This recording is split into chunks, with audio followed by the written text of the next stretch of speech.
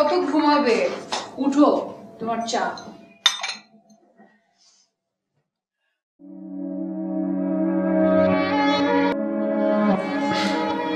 এটা কি হলো? নিজের বউকে বুকে টেনে নিলাম। তাই বলে এইভাবে? আরেকটু হলে তো ব্যথা পেতাম। শোনো, সবসময় যদি বউকে একই স্টাইলে আদর করি সেটা একঘেয়ে হয়ে যায়, তাই সবসময় একটু ডিফারেন্ট স্টাইল অ্যাপ্লাই করতে হয়। হ্যাঁ, বাহ বাহ, হাসছে আমার সাইকিয়াট্রিস্ট। এখন ছাড়ো, আমার কাজ আছে। তুমি যে আমার অনেকবার পড়া বই সেটা প্রমাণ দেয় তোমাকে। রিয়েলি? হ্যাঁ। আচ্ছা ঠিক আছে, দাও তো। তুমি কোনোভাবে এখান থেকে যেতে চাইছো না, তুমি মনে মনে চাইছো আমি যাতে তোমাকে আটকে রাখি। জি না মিস্টার, এই ছুটির দিনে আপনার হয়তো বা বিছানায় পড়ে থাকতে ইচ্ছা করে, কিন্তু আমার না অনেক কাজ আছে। আর এক্ষুনি বউ আসবে, ছাড়ো তো, যেতে হবে। তুমি না আমাকে আর ভালোবাসো না। তাই নাকি? বাহ, আপনি তো অনেক বড় মাপের একজন সাইকিয়াট্রিস্ট। তো আপনার কিভাবে মনে হলো যে আমি আপনাকে আগের মতো ভালোবাসি না, বলেন তো? মনে হবে না কেন?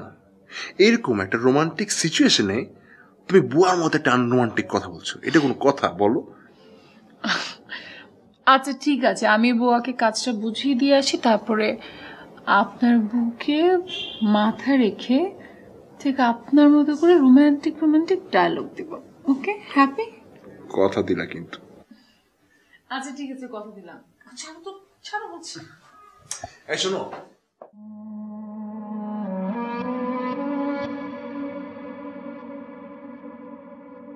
আবার কি? আজকে পেনটা হয়নি তো? না, আজ অনেক দিন পর আমি ভালো আছি। তুমি ওঠো, ফ্রেশ হও। হ্যাঁ উঠছি।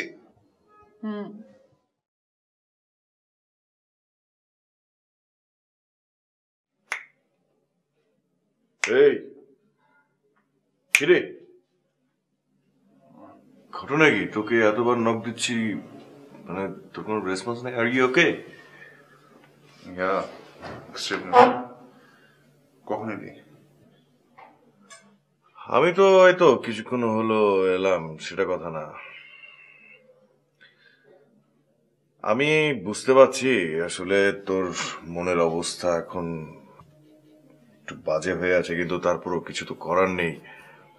তোর তো হেল্প লাগবে, আর একটু টর্চার করতে হবে তোর উপর, কিছুই করার নেই। সরি।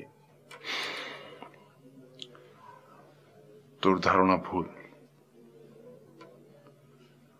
ও তো এমনিতেই অসুস্থ, ওকে কেন কেউ মারতে যাবে বল?